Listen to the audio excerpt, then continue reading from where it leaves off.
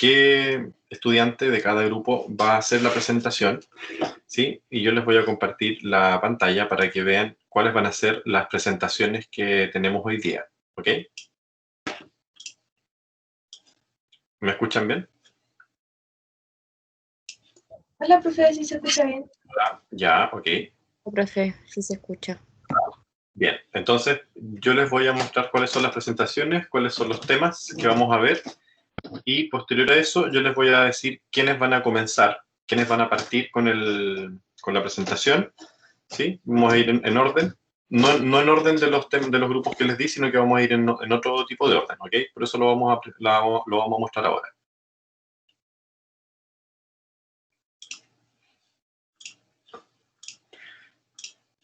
Bien, ahora se supone que se está compartiendo la pantalla, así que ustedes ya están viendo ahora la presentación, la pantalla de mi computador y deberían estar viendo también el chat. ¿Sí? Avísenme por chat si se ve bien o no, por favor. Sí se ve, profe. Ok, ya. Bien. Aquí tengo todas sus presentaciones. Estos eran los trabajos y estos eran los grupos que exponen hoy día, ¿sí? Y los seminarios están todos acá. Por lo tanto, hoy día vamos a hablar acerca de distintas temáticas como la bronconeumonía necrosupurativa asociada a una infección. Como este es un caso de bronconeumonía, no va a ser el primero. Después vamos a hablar de patologías pulmonares en ovinos faenados en el norte, también es un caso. Este es el rol de los estudios post-mortem para la investigación en etiología de la neumonía. Después, clasificación de las lesiones pulmonares. Después, patrón histopatológico de los pulmones post-mortem. Después, lesiones macroscópicas en pulmones del ganado de lidia, otro caso. Después, patogénesis de la neumonía bovina. Y para terminar, determinación histopatológica de patrones neumónicos en el complejo respiratorio bovino en el municipio Paso, Colombia, es otro caso. Vamos a comenzar por este trabajo, que es el rol de los estudios post-mortem para la investigación de la etiología de neumonía. Bien, quienes integran este grupo son Josefa Ramírez, Javiera Pérez, Claudia Rojas y Daniela Peña.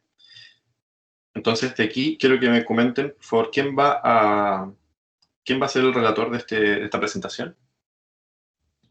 Yo, profe, Josefa. Ya, Josefa. Entonces, número 1, Josefa Ramírez. Ya. Josefa, para cada grupo van a tener un máximo de 10 minutos para su presentación completa. Eso quiere decir que dentro de los 10 minutos ustedes tienen que presentar, ¿ok? Hacer la presentación completa y terminados los 10 minutos pasamos a la siguiente. En esos 10 minutos también pueden estar relacionados también a las preguntas que les pueda hacer yo o preguntas que le hagan sus compañeros, ¿ok? Ya. Ya, profe. La presentación la voy a manejar yo, la voy a abrir ahora para tenerla en formato completo. Y a medida que usted vaya presentando, usted me va diciendo siguiente, siguiente, siguiente. ¿Ok? Para yo ir pasando las diapositivas. Ya.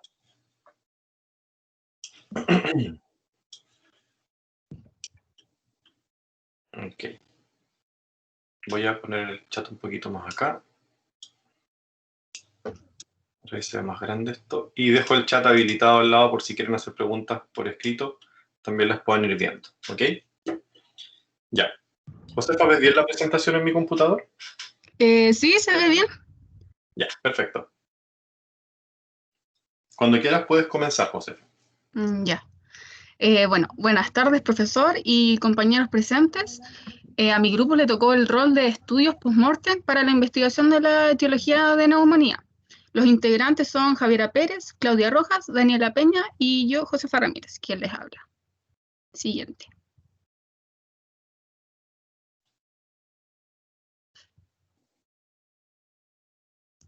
Bueno, a modo de introducción, el artículo nos hablaba acerca de la importancia de realizar estudios post-mortem en neumonía para poder establecer la posible etiología de esta.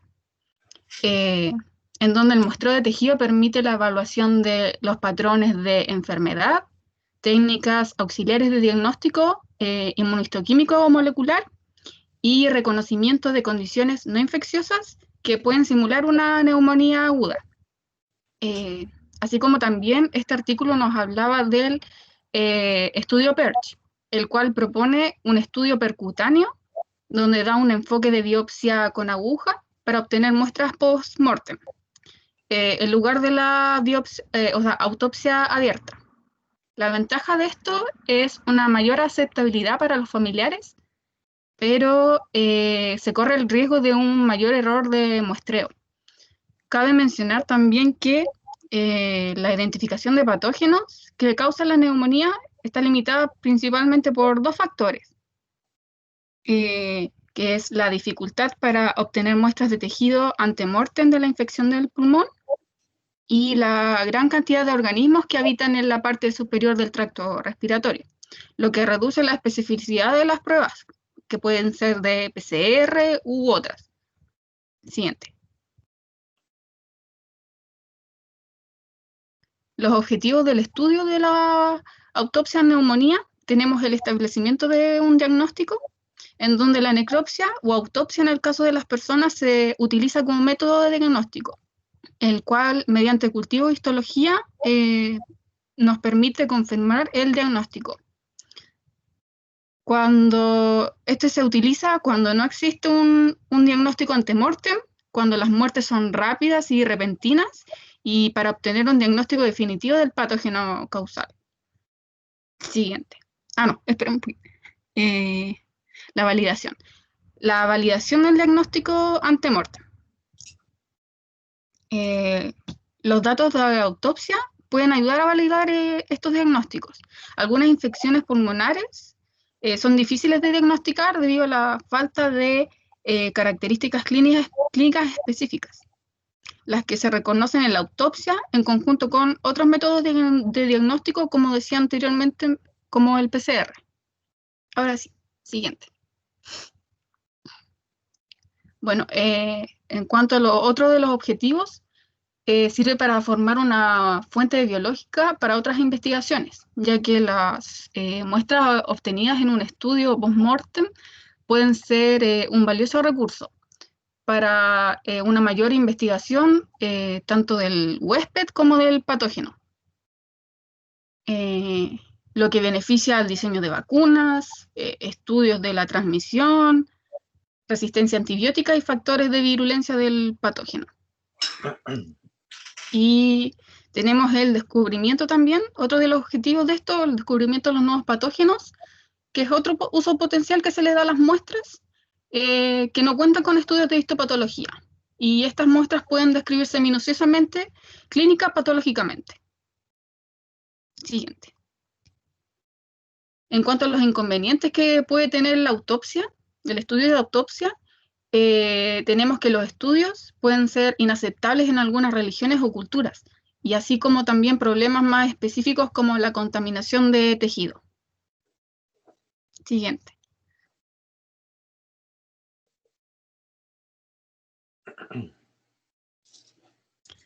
En cuanto a las cuestiones éticas en estos ensayos, se debe tener en cuenta que para obtener el consentimiento se requiere la sensibilidad y capacitación del profesional.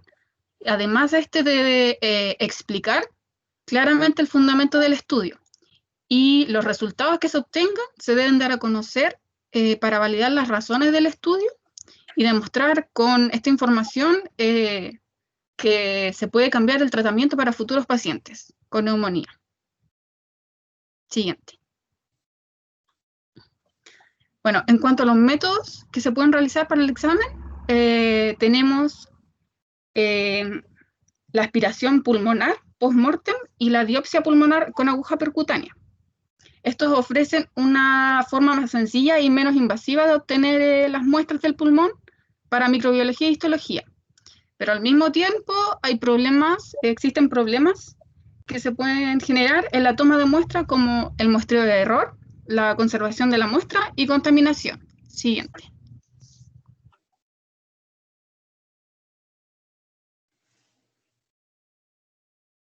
en el muestreo y error, en la autopsia abierta, por ejemplo, la obtención del tejido lesionado es directa del área. En cambio, en el muestreo percutáneo se corre el riesgo de perder áreas con la patología. En cuanto a la conservación de la muestra, existe pérdida de información por refrigeración, hay algunos patógenos que son sensibles a las temperaturas, y también la desecación de la muestra puede destruir los patógenos. Y en cuanto a la contaminación, producto de la destrucción de las barreras, se puede producir esta contaminación. Los organismos pueden multiplicarse durante el intervalo de la muerte y el muestreo, y el éxito de esto depende de cuán estéril sea este procedimiento. Siguiente.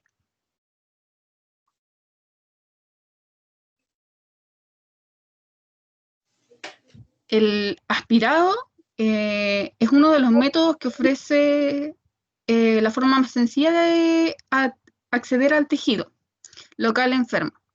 Este enfoque no proporciona muestras de tejido que pudieran analizarse histológicamente.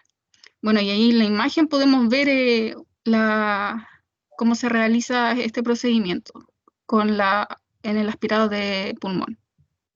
Siguiente.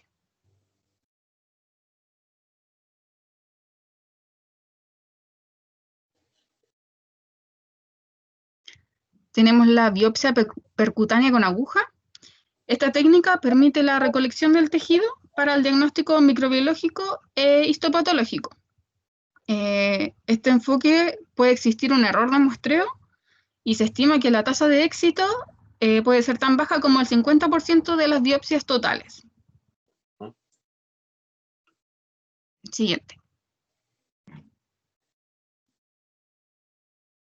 En la autopsia abierta, esta técnica, varios estudios confirman que la viabilidad de esta, pero sus principales desventajas son las bajas tasas de consentimiento, la presencia de un patólogo experimentado y el apoyo adecuado del laboratorio microbiológico y clínico.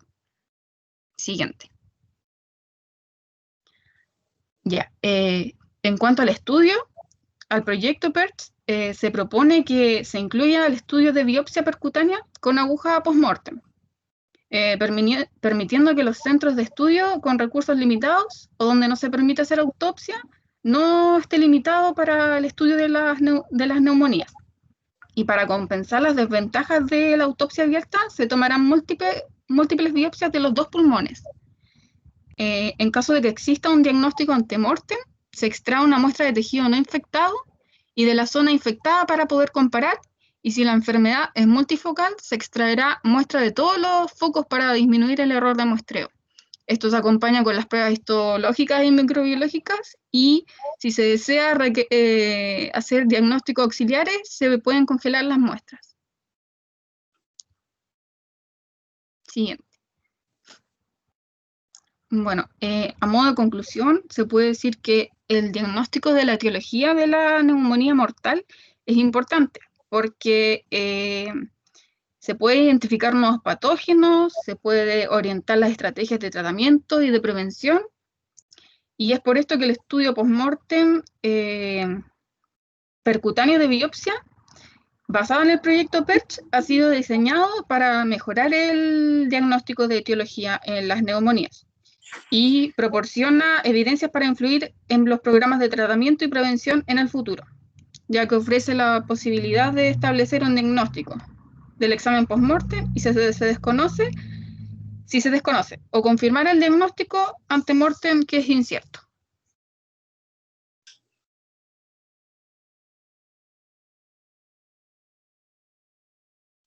¿Ok? Sí. Exactamente 10 minutos. Muy bien. Muchas gracias, Josefa. Bueno. Vea. No sé si algún compañero tiene alguna pregunta que realizar por el chat o por micrófono de lo que nos explicó Josefa. Aplausos virtuales, Josefa. Bien, dentro de lo que vimos entonces para los estudios de la autopsia, hay bastantes ventajas y desventajas. Eso quiero que se acuerden de este trabajo, ¿ya? ¿Cuáles van a ser qué atributos tiene importantes y qué atributos se consideran como unas desventajas? Y aquí tú lo dejaste bastante claro en este cuadrito, ¿sí? que tiene que ver con la conservación de la muestra, la contaminación del tejido. Esto, cuando habla del producto de la destrucción de barreras fisiológicas en el periodo post-mortem, es porque justamente ¿a qué barrera se refiere esto?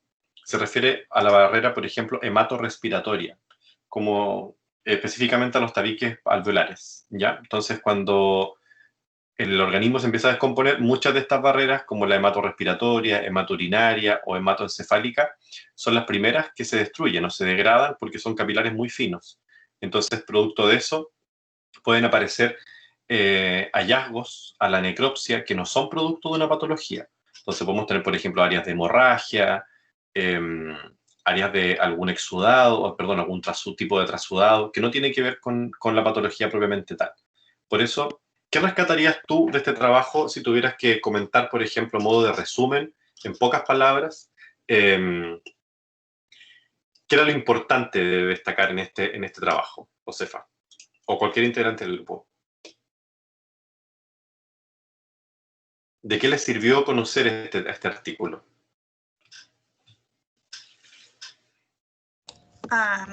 Que decía también de que había muchas veces de que algunas personas llegaban como al borde de la muerte y entonces no se alcanzaban a hacer diagnósticos ante-mortem como precisos. Entonces, con el tema de estos estudios post-mortem se podía diagnosticar post-mortem la enfermedad y dar cuenta de que realmente si era una neumonía o era otra cosa. Ya, esto habla un poco acerca de la viabilidad de poder hacer el estudio, pues si es posible hacerlo o no, ¿cierto? Porque hay personas que pueden llegar como al borde, como tú dices, y no pueden hacer ningún examen comparativo. ¿Ya? ¿Alguna otra cosa? Que a veces, por ejemplo, los diagnósticos ante-mortem es difícil realizarlos porque hay varios patógenos que se encuentran en las vías respiratorias y con esto igual puede ser más específico. Sí, sí, porque se pueden, incluso en las muestras, se pueden hacer distintos tipos de muestreo, ¿cierto? Como tú lo explicaste, que se pueden muestrar las áreas específicas, ahora sí son son enfermedades multifocales, podemos tomar más de una muestra y mandar a Sí. hacer este tipo de estudios, como toxicología, por ejemplo, para eso la muestra se congela, ¿sí? Ya, ok. Muy bien, muchas gracias, chicos. Gracias, Josefa. Pasamos al siguiente grupo. Profe, consulta, la presentación hice unas modificaciones. ¿Es posible que comparta desde mí? No es posible, Patricio. ¿No? Van a tener que ocupar la presentación que yo tengo acá, porque esto tiene que ver con el trabajo y cómo era el plazo que tenían para entregar el trabajo definitivo, ¿ya? Entonces, por eso vamos a ocupar las presentaciones que ustedes ya me enviaron dentro del plazo. ¿Ok? Ya, entonces este trabajo, vamos a darle aquí luz verde porque está listo. Y vamos a hablar ahora acerca de las clasificaciones de las lesiones pulmonares, antes de pasar a los estudios de caso, ¿sí? Clasificación de las lesiones pulmonares desde el punto de vista macroscópico. Entonces, este trabajo es de Felipe Pazmiño y Fernanda Zambrano. Así que, chicos, ¿están conectados por ahí? Hola, Sí, profe. Ya, perfecto, perfecto. ¿Quién de los dos va a exponer? Yo, profe, Fernanda. Ya, ok, Fernanda. Bien, lo mismo, tienen entonces 10 minutos, al igual que tu compañera, y yo les voy a ir pasando la presentación a medida, bueno, yo voy a ir viendo, aquí voy a ver si paso o no, si es necesario pasar, o ustedes me avisan, profesor, siguiente diapositiva, y voy a ir destacando algunas cosas como lo hice en la diapositiva anterior también. ¿Ven bien la presentación?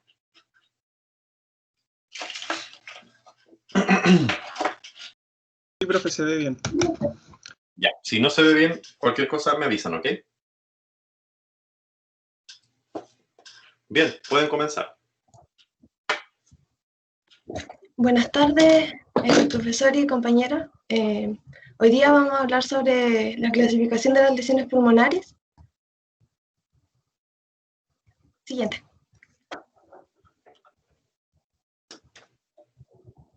Bueno, en este trabajo vamos a mostrar algunas alteraciones pulmonares de manera macroscópica. Según la ubicación en un sistema, nos va a permitir diagnosticar las enfermedades pulmonares en un examen bruto.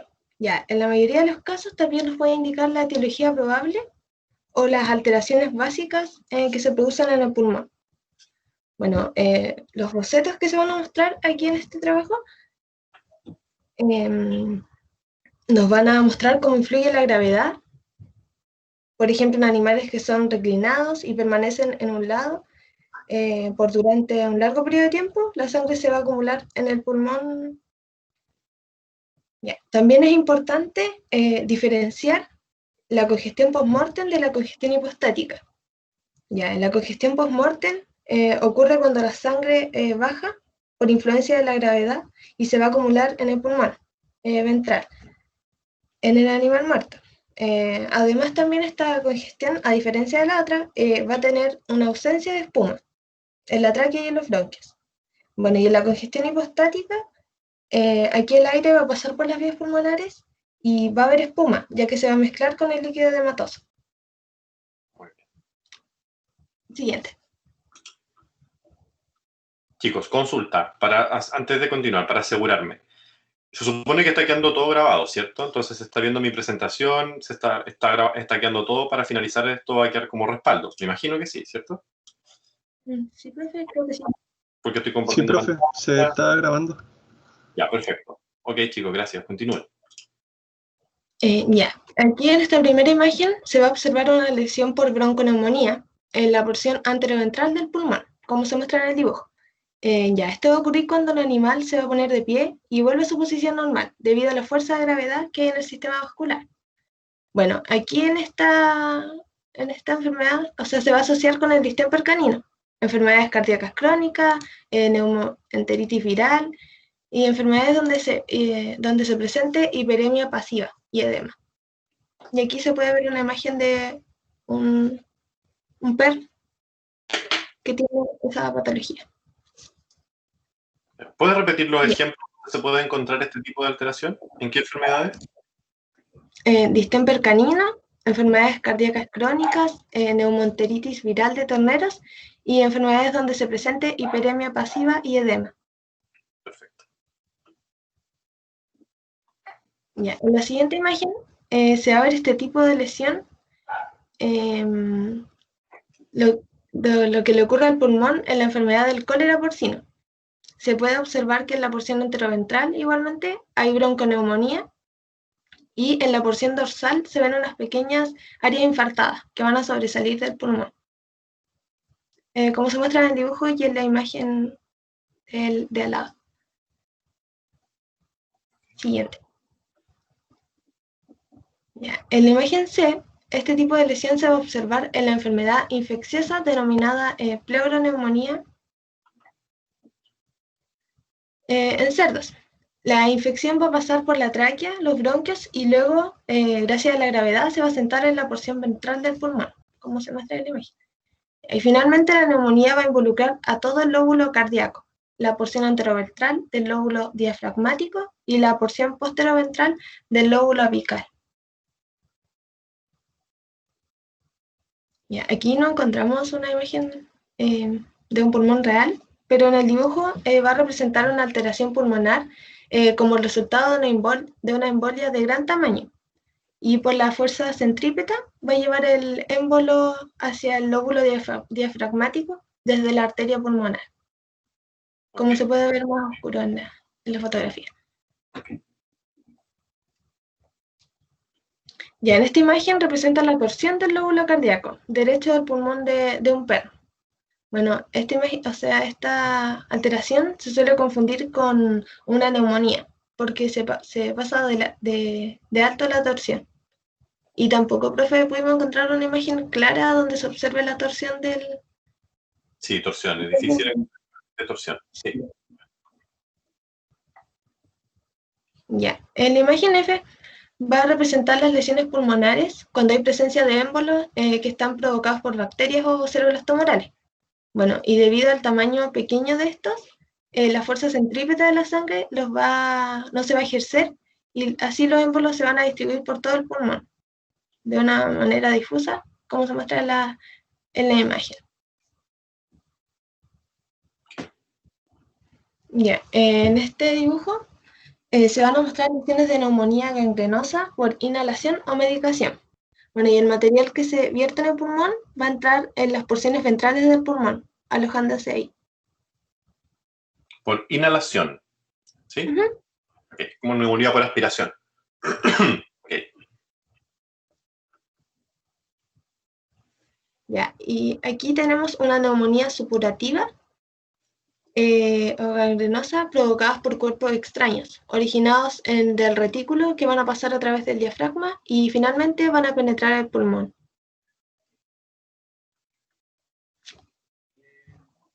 Ya, en la imagen hay una neumonía supurativa o gangrenosa cuando el émbolo séptico que es transportado al pulmón por el torrente sanguíneo. Se van a ver áreas pequeñas más oscuras. Ya, esta imagen muestra grandes émbolos sépticos que están presentes en el pulmón cuando la influencia de la gravedad se van a sentar, o sea, gracias a la influencia de la gravedad se van a sentar en las porciones ventrales del pulmón y va a producir lesiones supurativas o gangrenosas secundarias.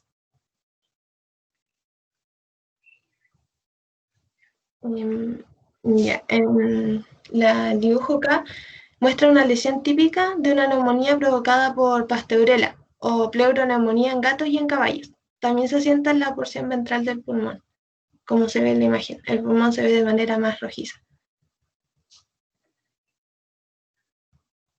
Ya en esta imagen se muestra un agrandamiento de la porción de un pulmón que muestra las alteraciones que se van a producir en una neumonía por pasteurela, en el ganado bovino y equino. Bueno, aquí se va a observar un gran septo interlobular y pleura como el resultado del exudado que se ha acumulado en las estructuras. ¿Y esto de acá, cómo correspondería? Como adherencias. Sí, estas son formación de adherencia, lo que vemos aquí. Voy a ampliar la imagen. Acá se aprecia una adherencia y si te fijas parte de la infección pasó también a esta parte costal, entonces ya hay adherencia del tejido. Esa es la forma que tienen esas adherencias, eso es por fibrina, ¿ok? Entonces ya hablamos de una, justamente aquí dice, fibrino necrótica, ¿ya? Entonces eso es adherencia, que se forman siempre cuando hay un trasudado de tipo fibrinoso. Así lo van a ver. Entonces les va a costar, de hecho, despegar el pulmón de la caja torácica. Hay que como traccionarlo para poder despegarlo, porque muchas veces va a estar pegada esta parte, va a estar pegada aquí. Ok. Ya. Aquí hay dos dibujos y en el dibujo, en la parte M, se va a describir una muestra del tejido que se van a observar en un pulmón infectado con parásitos pulmonares de la especie Dictocaulos y Metastrongylos. Los parásitos se enquistan en los bronquios de la porción dorsoposterior, como se ve del lóbulo diafragmático, y van a provocar enfisema alveolar, atelectasia y neumonía. Ya. Y en la imagen N se describe el borde posterior del lóbulo diafragmático, que muestra un agrandamiento del borde del pulmón como resultado del enfisema pulmonar alveolar, y se va a producir cuando los gusanos pulmonares están presentes, como se indica en el dibujo M. Claro, esto es como mirándolo de lado, ¿cierto? El borde no tiende a ser agudo, sino que se agranda los bordes. Sí, por el enfisema. Ya, en la imagen O se va a describir la ubicación de las lesiones de los pulmones en animales infectados con Moerellus y Aestrangulus. Estos parásitos se encuentran en los alvéolos pulmonares y en los vasos sanguíneos del pulmón y provocan ese tipo de lesiones. En la imagen P se localiza el sitio de la lesión primaria por tuberculosis en un pulmón bovino, canino, ovino y felino, y se va a ubicar en la parte medio dorsal del lóbulo diafragmático.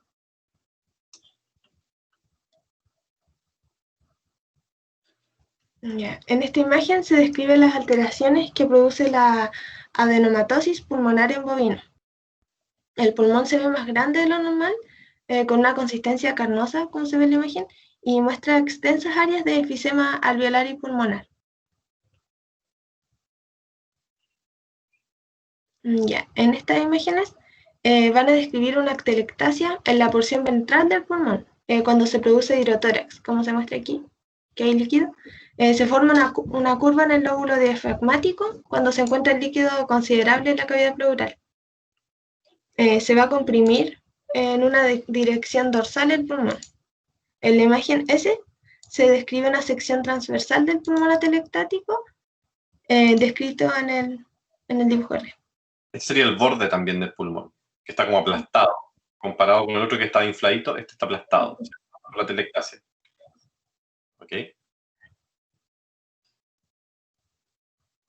Ya, aquí describe la alteración del pulmón también por hidrotórax, y a medida que el pulmón va a flotar sobre el líquido pleural, la compresión dorsal del pulmón es tan grande que va a producir un engrosamiento del borde ventral del lóbulo diafragmático.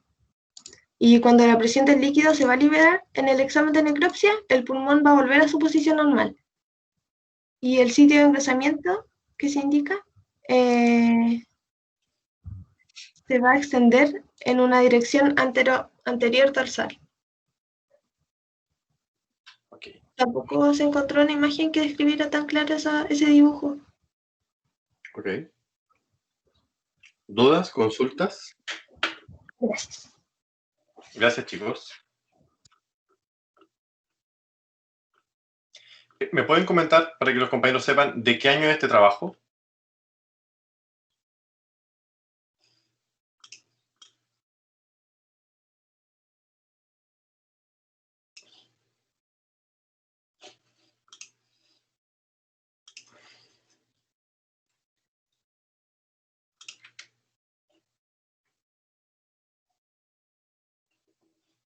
Este es un trabajo bien antiguo.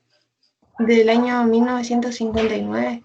Sí, este trabajo es bien antiguo, ¿ok? Es como una de las primeras clasificaciones que se hicieron de las lesiones pulmonares, ¿sí? Es un trabajo bien antiguo, pero hasta el día de hoy se siguen manteniendo cerca de los mismos patrones dentro de la clasificación de las lesiones. Ahora hay patrones mucho más específicos, pero la mayoría de estos patrones que se comentan acá en este trabajo se mantienen hasta el día de hoy. Así que es la terminología ocupada hasta ahora, ¿ya? Algunas han variado, algunas las hacen más específicas y otras descripciones que la vamos a ver más adelante, a lo mejor sus compañeros las van a nombrar en otros trabajos. Pero esta es la primera clasificación de lesiones pulmonares, por eso me interesó que lo conocieran y vieran cómo se describían en cuanto a la localización. Bien. ¿Qué destacarían ustedes a modo de resumen, sin ver la cara del resumen, pero qué destacarían ustedes de su trabajo, de lo que leyeron? ¿Qué consideran importante? Que si se ponen a pensar, por ejemplo, ya el profesor, ¿qué nos podría preguntar de esto? En una prueba, por ejemplo. ¿Puede ser la gravedad que tiene sobre las lesiones? ¿Cómo eso? Cuando, gracias a la gravedad, las lesiones se pueden ir hacia la porción ventral del pulmón. Ah, gravedad te refieres al efecto gravitatorio. Uh-huh. Ya. A ver, expláyate un poquito en eso.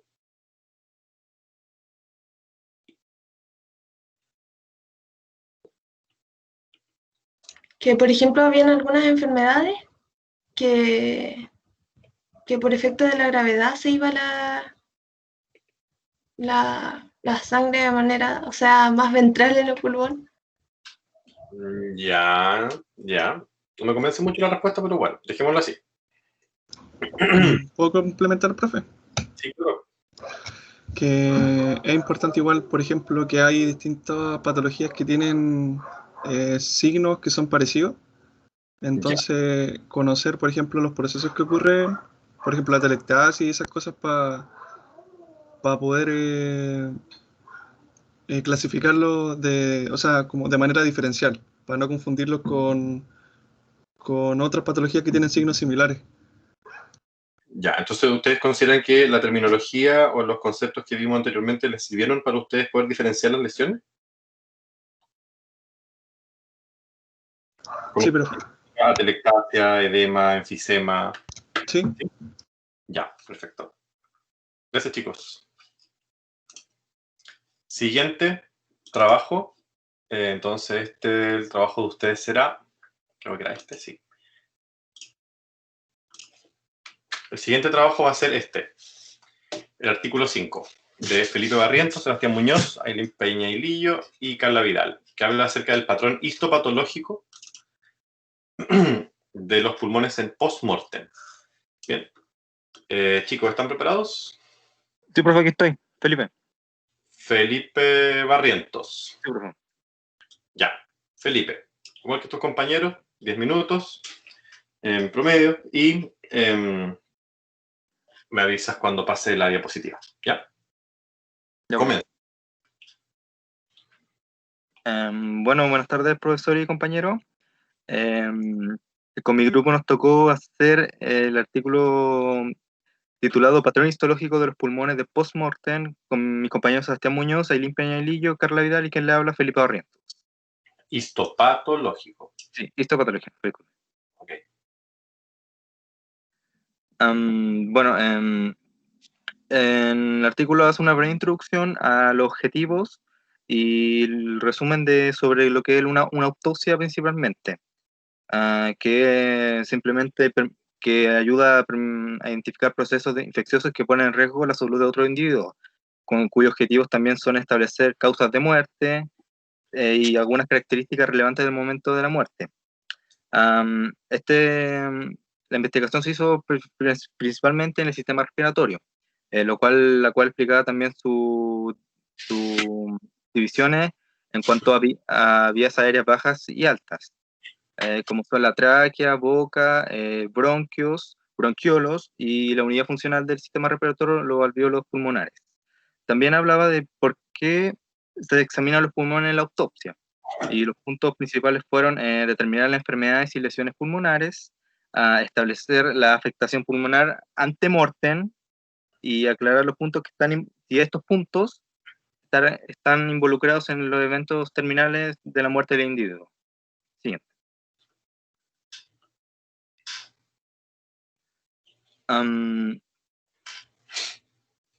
Bueno, los materiales y métodos que se utilizaron en esta investigación fueron principalmente 100 muestras pulmonares post-mortem, los cuales fueron recibidas de hospitales de distrito, hospitales civiles y primarios y centros de salud. Específicamente, esta investigación se hizo en una ciudad llamada Patiala, que se ubica en el país de la India. Fueron recibidas a partir de un año más o menos del departamento de patología de una universidad cercana. Los exámenes histopatológicos fueron principalmente la autopsia, exámenes macroscópicos e histopatológico respectivamente.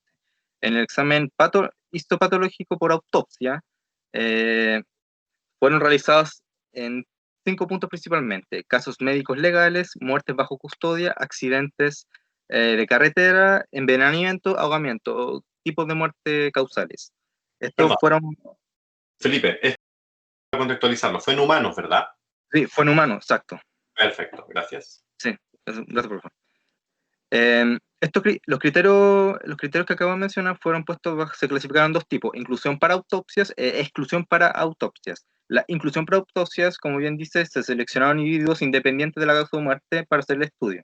En cambio, los de la exclusión fueron las muestras autorizadas, pero que al parecer los autores quisieron excluirlos del estudio.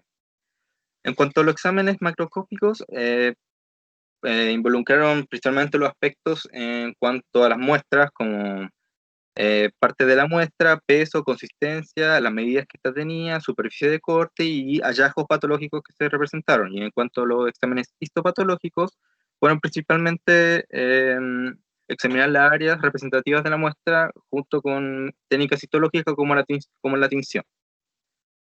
Siguiente. Bueno, los resultados del estudio fueron bastante, en lo personal, ¿cómo decirlo?, importantes, resaltando primero que en cuanto a la distribución de género, no se puede ver bien, pero como bien dijimos, este estudio se hizo en humanos, siendo principalmente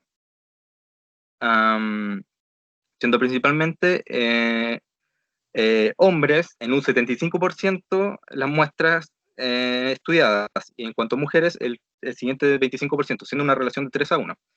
En cuanto a la distribución etaria, tampoco se puede ver muy bien el gráfico, pero los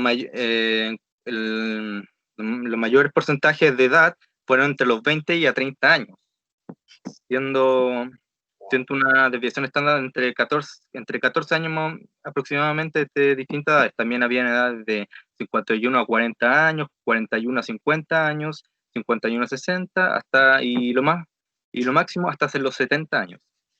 Y por último, los resultados en cuanto a los patrones lesivos y observados fueron la congestión en un 99% de los casos, antracosis, como bien es la inflación crónica de los broncos y pulmones, en un 19%, 60% de los casos, insuficiencia cardíaca en un 19% de los casos, edema pulmonar y cambio efisematoso en 56%, infiltrados inflamatorios 16% y fibrosis en un 10%.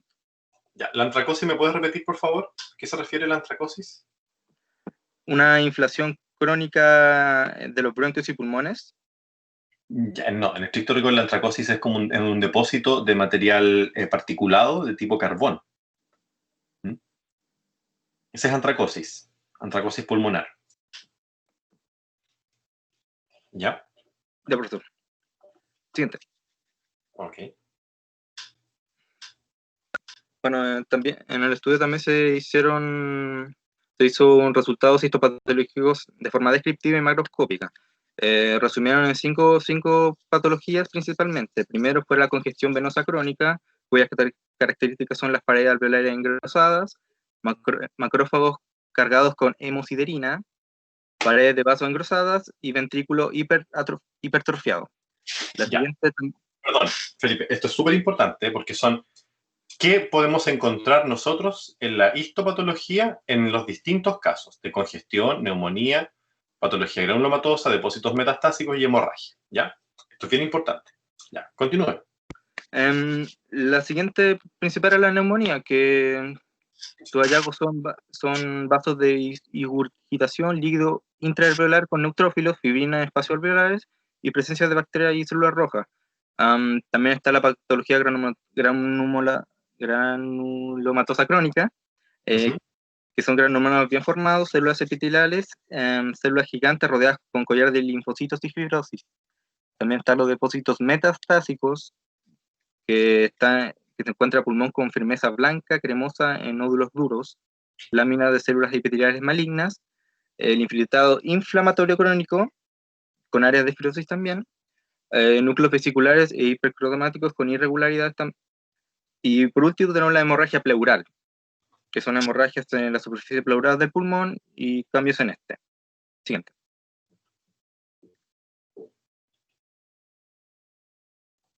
Bueno, aquí tenemos imágenes que fueron tomadas en el mismo estudio de las diferentes patologías y hallazgos que se pudieron encontrar en las muestras, como bien repetí, siendo principalmente la congestión venosa crónica, la neumonía, la patología granulomatosa crónica y los depósitos metastáticos de adenocarcinoma.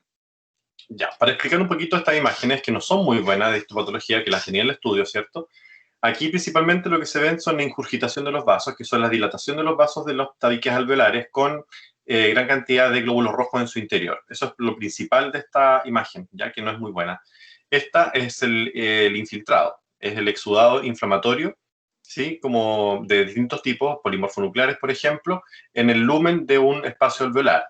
Acá, en la patología granulomatosa, lo que se ven son estas regiones de tabique alveolares mucho más engrosadas, donde se encuentra principalmente los granulomas, que corresponden a depósitos de células inflamatorias, macrófagos, linfocitos, incluso pueden haber depósitos de calcio, que son estas zonas áreas más oscuras, y las bacterias, acuérdense que aquí quedan encerradas dentro de los macrófagos, porque no son degradadas por los macrófagos. Y acá, los depósitos metastásicos corresponden a estos nidos celulares, que corresponden a grupos de células que están al interior de los espacios alveolares y están acumulados dentro del espacio. Bueno, con respecto a las neoplasias, en pulmón son muy variadas, pero aquí se habla de un depósito metastásico de adenocarcinoma específicamente pulmonar que corresponde a estos grupos o nidos de células dentro de los espacios alveolares.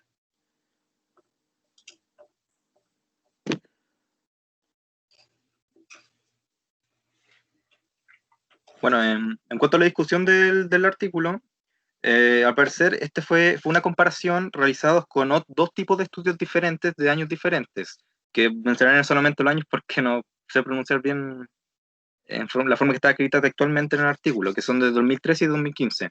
Estas comparaciones fueron en base a los hallazgos patológicos que se encontraron, empezando primero por la neumonía, que en el caso del artículo que nosotros nos tocó, reportaron al menos un 10% de las 100 muestras que ellos tenían.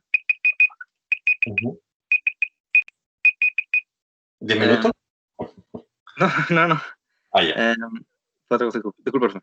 En cambio, en los estudios de 2013 se reportó un 14% de neumonía en su estudio, y en el caso de 2015 se reportó un 31%. En este caso, en neumonía, nuestro estudio estuvo un poco bajo en patología. En enfermedades granulomatosas se presentaron 6 casos de los 100 que habían. En este caso, un 6% de estudio. Y en cuanto a los otros 2 casos, un 21% se reportó en el estudio de 2013 y otro 10% en el estudio de 2015. En cuanto a congestión venosa, se observó un poco más que el resto, que son un 19% en el estudio que nos tocó. Y en cuanto a los tumores malignos, nuestro estudio no evidenció ninguno, excepto sí en comparación con el de 2015, donde hubo 2 casos de tumores malignos en cuanto a hallazgo.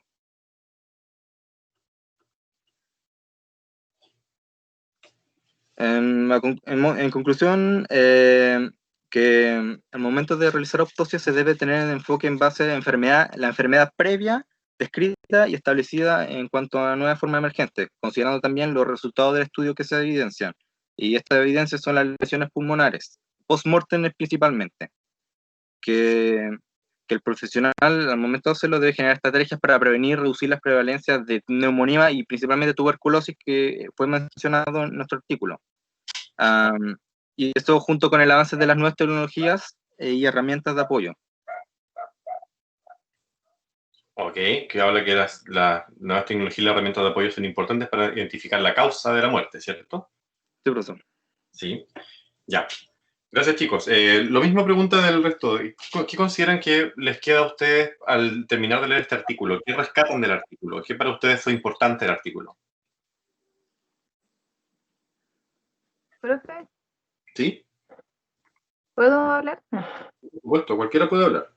Ya, bueno, para mí lo importante del artículo es que este hace referencia a las patologías que se pueden encontrar distribuidas por la edad y el sexo.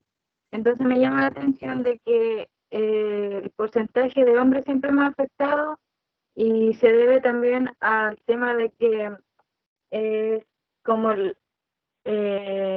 donde ellos trabajan, por el trabajo que ellos hacen, porque si bien la antracosis se presenta en un 60% de los casos, debe decir que muchos hombres del presente en el estudio quizás estaban relacionados con trabajos mineros, donde absorbían partículas. Sí, sí, o zonas de alta contaminación también. Claro. Sí, porque acá las muestras, como mencionan al principio, son 100 muestras post-mortem, pero aquí las muestras las tomaron al azar más que nada, ¿cierto? No hicieron un estudio intencionado o no trabajaron con poblaciones específicas, sino que aquí juntaron todas las muestras y dejaron algunas independientes de la causa de la muerte, ¿cierto? Independiente de la causa de muerte, las seleccionaron todas y se excluyeron también, habla acá, que se excluyeron de las autopsias un cierto número de muestras. ¿Mm? Bien, ¿algo más?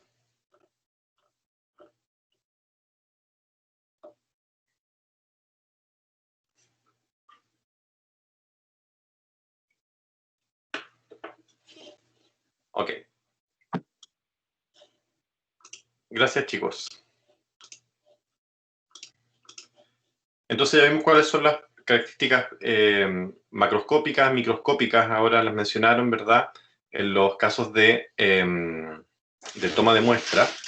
Y pasamos ahora al trabajo de los casos, ¿sí? Donde vamos a comentar. Y vamos a partir por este caso, porque la mayoría se refiere a neumonía, por lo tanto, el trabajo que viene ahora corresponde a Patricio Coñequir, Claudia Leal, Mariana Montesinos y Camila Vicuña. ¿Están listos, chicos?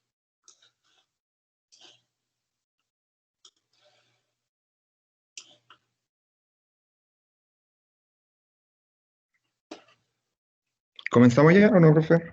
¿Y quién va a exponer? Patricio Coñequir.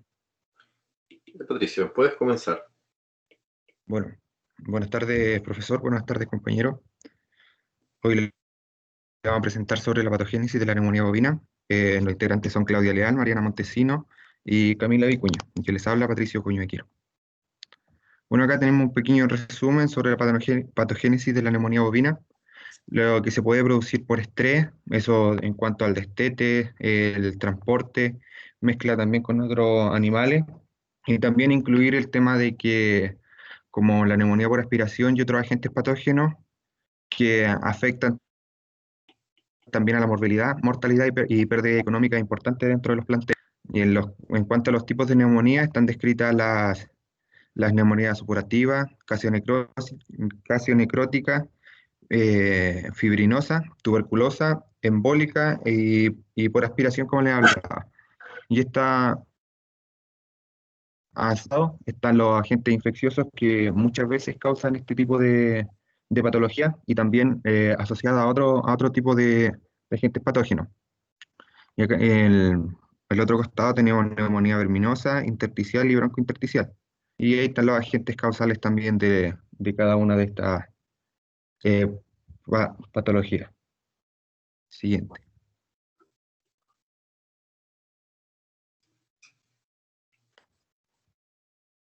Comenzamos con la bronconeumonía supurativa.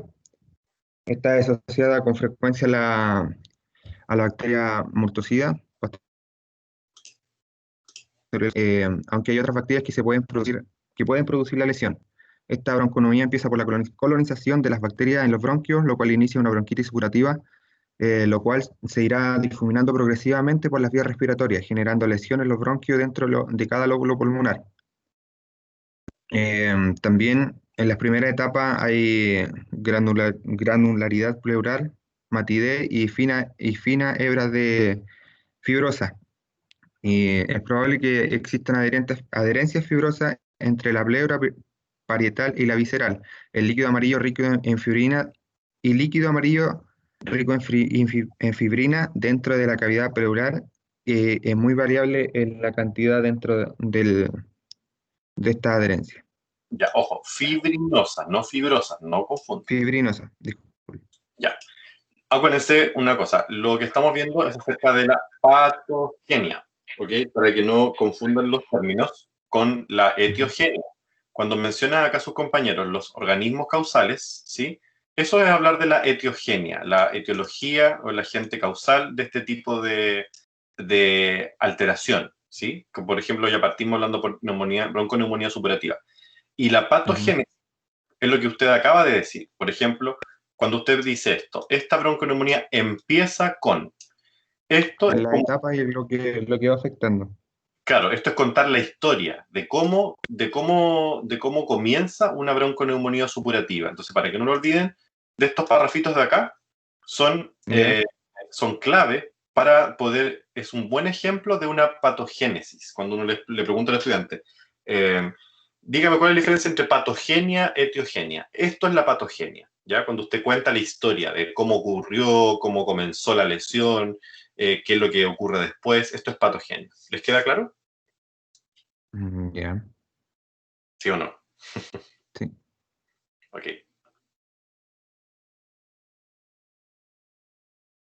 Siguiente. La bronconeumonía casionecrótica.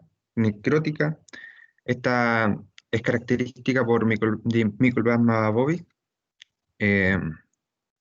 Esta coloniza el epitelio ciliado dentro del tracto respiratorio, por ende produce una leve bronquitis mucopurulenta y bronquiolitis, desarrollando una infección persistente en lesiones pulmonares. El Mycoplasma bovi desarrolla gangrena gaseosa multifocal crónica en los lóbulos pulmonares.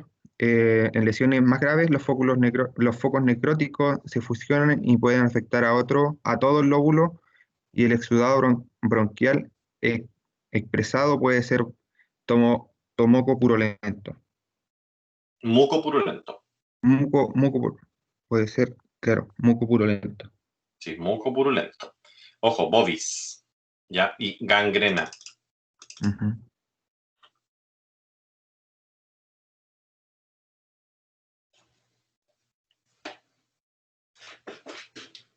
Y acá tenemos la neumonía fibrinosa. Esta se asocia a agentes causales como la hemolítica y el agente también el SOMI. Esta neumonía fibrosa ocurre cuando hay una propagación centrífuga abrumadora del proceso inflamatorio desde el locus primario de colonización de los bronquiolos a través de la extensión de los lóbulos hacia los lóbulos adyacentes dentro de los lóbulos cranioventrales.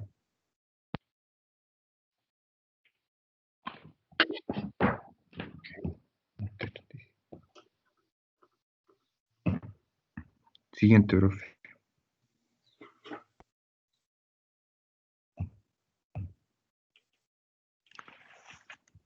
La neumonía tuberculosa es causada por los Mycobacterium bovis, causa granulomas gaseosos en los pulmones. La lesión clásica de la tuberculosis en el tubérculo, que suele ser focos granulomatosos encapsulados, se aprecia una necrosis gaseosa de color blanco o amarillo pálido, con o sin focos de mineralización.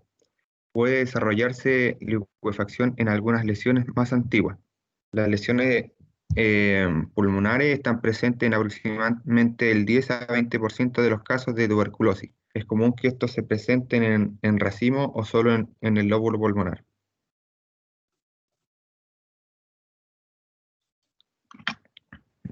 En cuanto a lo que decía delante del comentario que había hecho en el chat del grupo, hay imágenes que quizás no corresponden a la descripción.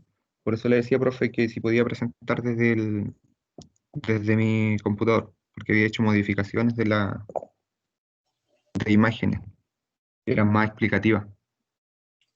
Y a ver, cuéntenos qué imagen tiene. ¿Se puede compartir su pantalla? Profe, que había cerrado el... ¿Es un link? No, había modificado la presentación en PowerPoint. Ya. ¿Pero esta parte o todo? En algunas partes, pero mejor dejarlo así porque igual me complica un poco compartir. Bueno, ok. El internet no es muy rápido, que diga, pero era solamente hacer ese tipo de acotación, por eso no explicaba las imágenes. Ok, perfecto. La neumonía embólica. Las neumonías embólicas consisten en múltiples focos inflamatorios que están distribuidos por todos los lóbulos pulmonares. Se aprecia focos diseminados de inflamación en el pulmón y necrosis liquefactiva que pueden progresar en la necrosis gaseosa. Los pulmones pueden ser edematosos, también enfisematosos. La presencia de embólisis de émbolos infectados que pueden provocar hemorragias pulmonares. En las arterias pulmonares, esta sangre libre va hacia las principales vías respiratorias e incluso pueden haber una hemorragia intrapulmonar.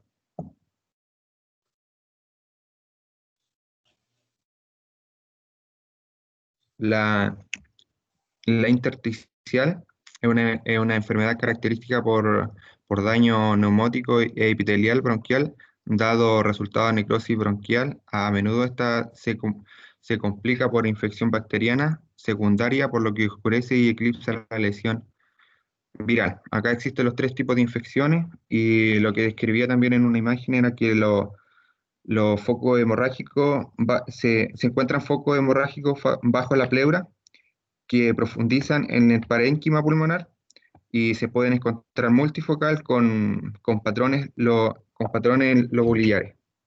¿Y esto La qué significa? imagen no corresponde, ¿No corresponde? porque tendría que ser como a ver,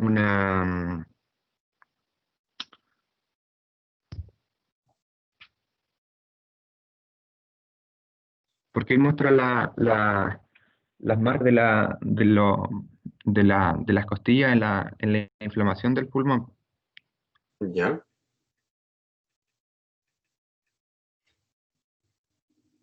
Eso es lo que muestra tu imagen. Sí, lo que está señalado ahí.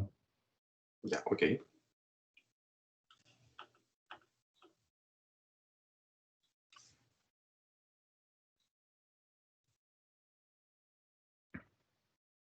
Esta neumonía se designa que la lesión es una lesión más que una enfermedad. Esta puede manifestarse mediante la administración de factores causales, mediante la administración a través de la circulación pulmonar y las vías respiratorias.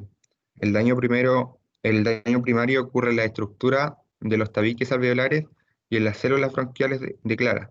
Posteriormente ocurre la fase de exudación de plasma rico en fibrina, que crea un edema severo y membranas hialinas e intraalveolares.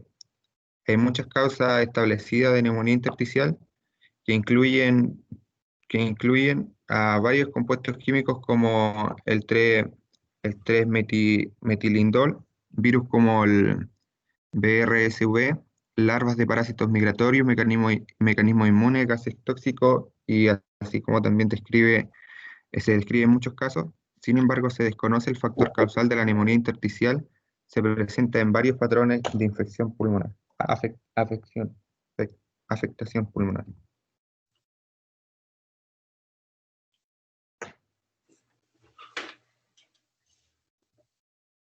Esta neumonía es causada por un gusano llamado Dictycaulus vivíparos. El ganado adquiere la infección. Dictiocaulus. Creo que se nos fue el audio de nuestro compañero. Patricio, no te escucho. Patricio, ¿puedes comenzar de nuevo? Yo le escucho perfecto.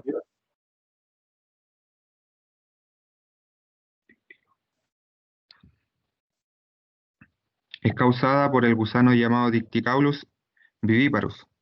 ¿Se escucha bien? Sí, ahora sí. Dictiocaulus. Dictyocaulus. El ganado adquiere la infección por ingesta de larvas en el ambiente húmedo. Como decía, los signos clínicos de esta neumonía pueden existir en varias fases de infección. Está la prepatente, la patente y la postpatente y la reinfección. Las lesiones que causa es cuando las larvas migran y se desarrollan como adultos dentro del pulmón o de los bronquios. En este caso se presentan pequeños focos de neumonía intersticial e inducen a una bronquitis eosinofílica, a mucopurulenta. También aparecen áreas multifocales, atelectasia lobular, edema pulmonar, enfisema y neumonía por parásito. En el caso grave se puede observar enfisema por aspiración forzada y lesiones bronquiales. Ok. Ya. Final, ¿cierto? Sí. Ya. ¿Dudas, consultas?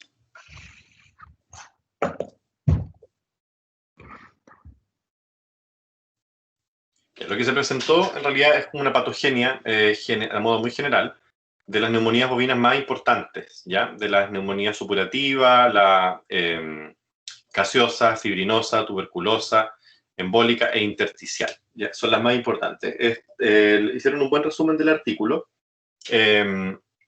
Pequeños detalles nomás en cuanto, por ejemplo, las imágenes, que recuerden que, como le decía yo en el chat, por eso tienen un plazo para entregar el trabajo definitivo, ¿ya? Si no, todos tendrían que aceptarle los trabajos finales, pero fuera de plazo, digamos. Pero en general está bien. Este es como un cuadro general de la patogenia de estos principales tipos de neumonía. ¿Alguna duda, consulta?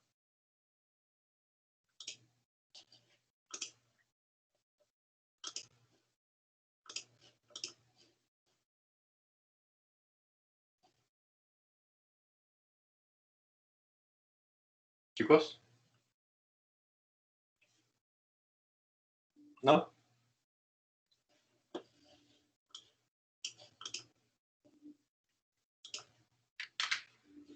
Ya, ¿podemos ver un trabajo más o continuamos el día lunes? Díganme ustedes, porque no quiero disponer de su tiempo ya que estamos pasados de las 7:30.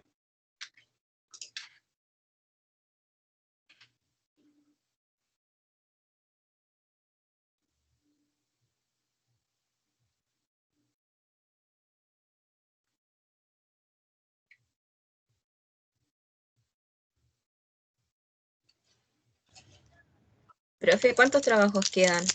4.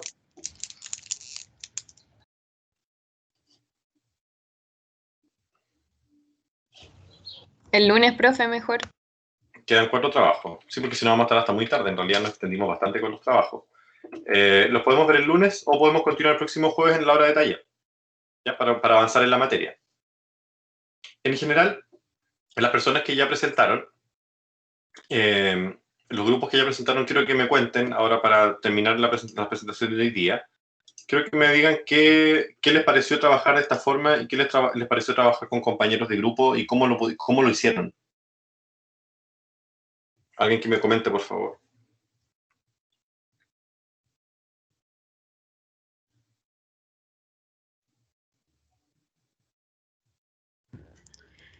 Por mi parte, profe, con el grupo que me tocó a mí, yo encontré que estuvo bien. O sea, no tuvimos como muchos problemas en ponernos de acuerdo ni nada de eso.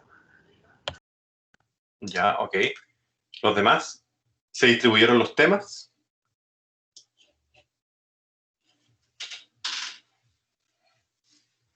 ¿Les sirvió hacer el trabajo para comprender partes de la materia que ya habíamos visto?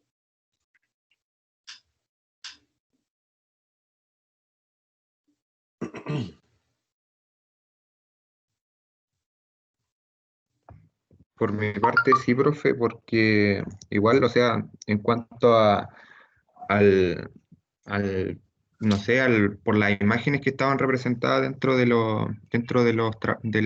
documento, uno también va evidenciando el tema de lo que va causando la enfermedad o como puedo decirle, la patología de la enfermedad.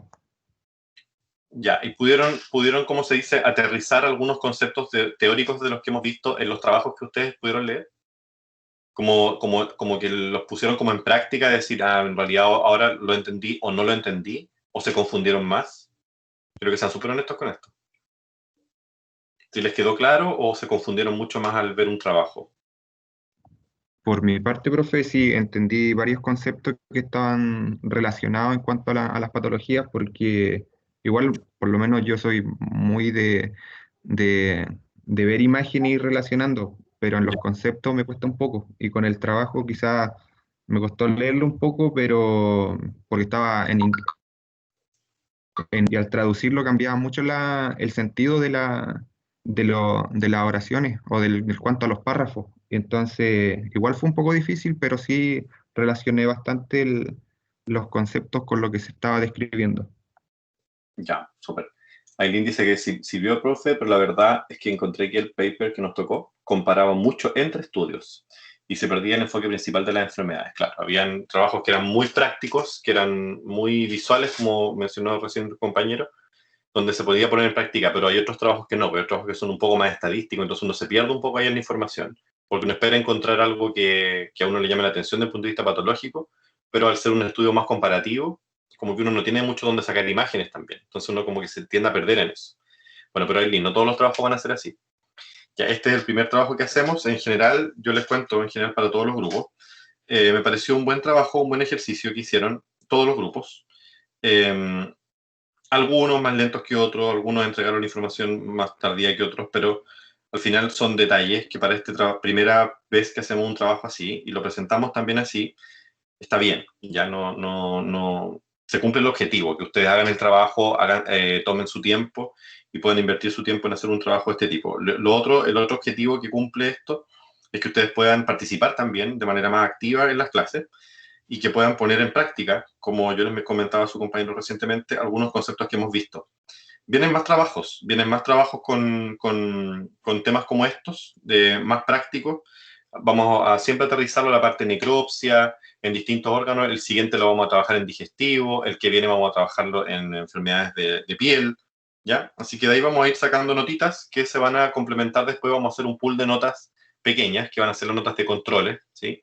O de talleres de trabajo. Pero quédense tranquilos todos los grupos, porque las notas que tienen hasta ahora son bastante buenas en todos los trabajos, para hacer esta primera vez que hacemos esta experiencia, ¿ok? Profe, ¿le puedo hacer una consulta? Claro. ¿Estos grupos van a ser definitivos para todos los trabajos o no? O sea, cuando son más de 2. No, pues claro que no. Por ejemplo, los números de grupo ustedes ya me los dieron. Por ejemplo, el número 1 es Noemí Salazar con Nayare Ulloa, por ejemplo. Pero yo los voy a ir mezclando. Va a participar en el siguiente paper, por ejemplo, voy a mezclar el grupo 1 con el grupo 11, o el grupo 1 con el grupo 15. No vamos a hacer los mismos. Vamos a ir mezclándolos. Esa es la idea.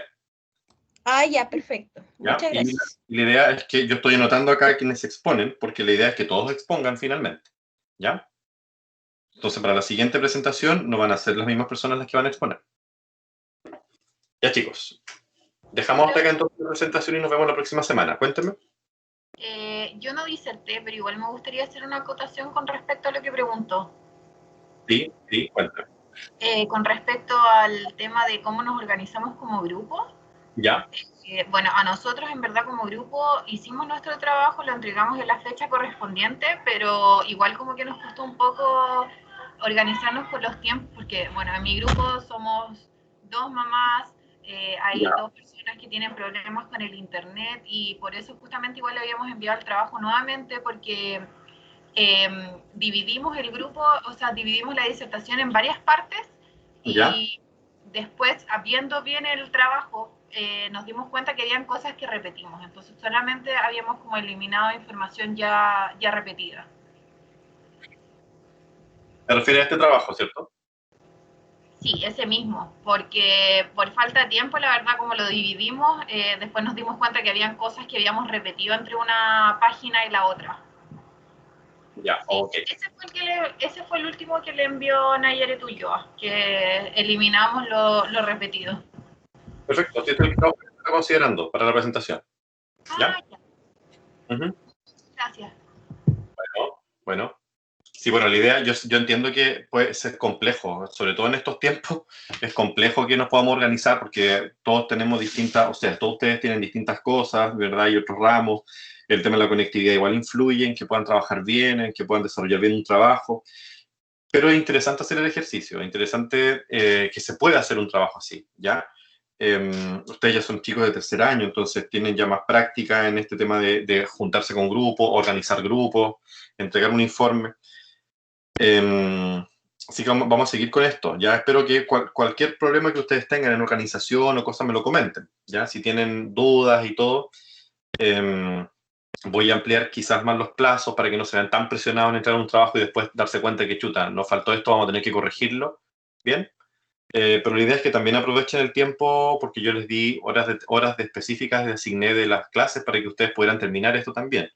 Así que ahí tienen que concentrarse harto. Bien, chicos, entonces dejamos hasta acá la sesión de hoy día.